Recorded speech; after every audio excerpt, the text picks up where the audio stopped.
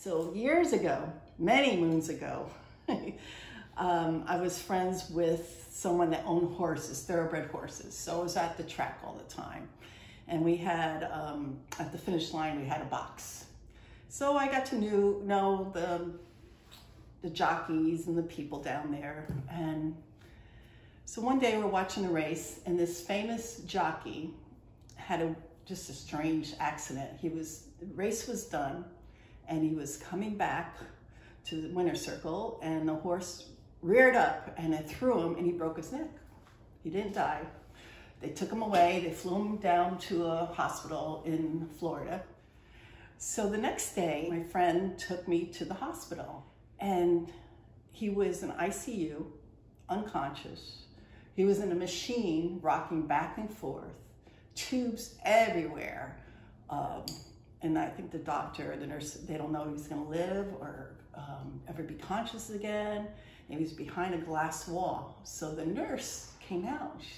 She said, would you like to go see him? So I go into there and I grab his hands and I say, Michael, no matter what the doctors say to you, the nurses say to you, your friends, your family, your wife, your kids, the other jockeys, you will walk again. And this is how you'll do it.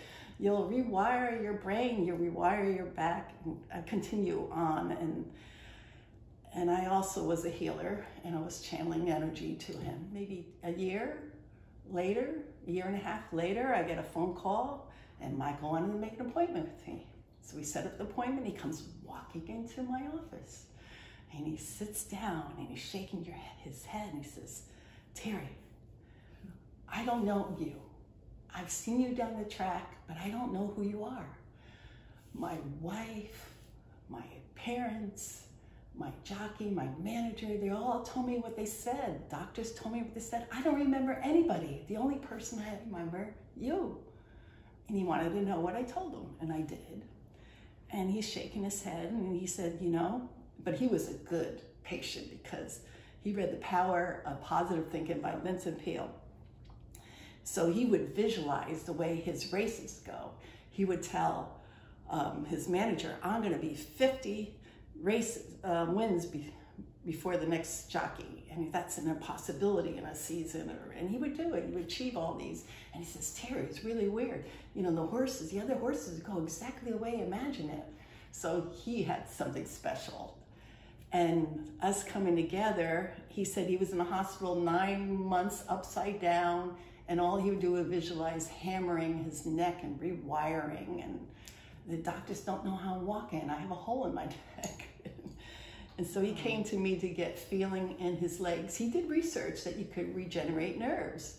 So we put that suggestion in, and he got feeling that right after that session.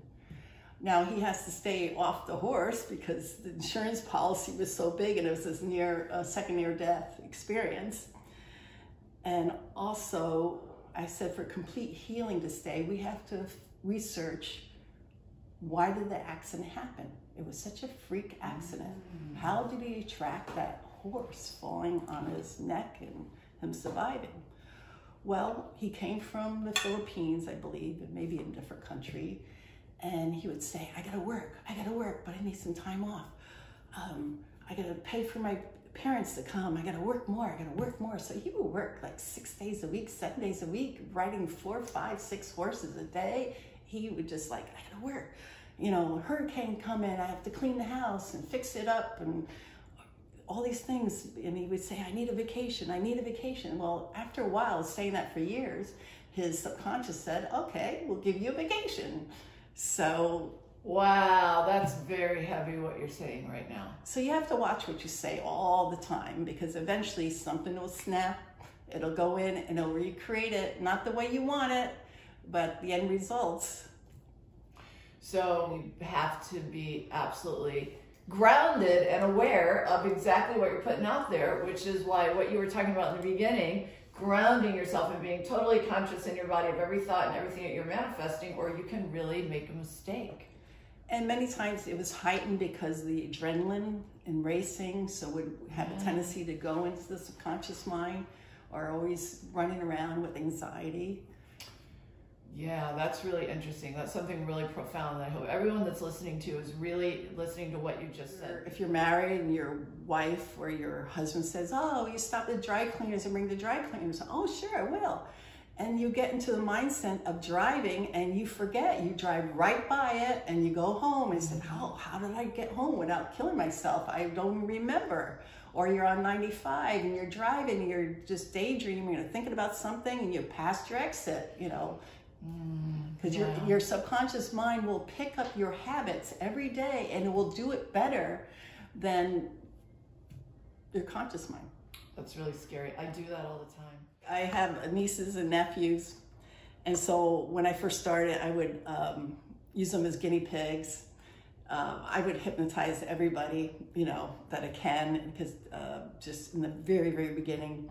And my brother-in-law, he was fun, because some people just go in pure somnambulistic states.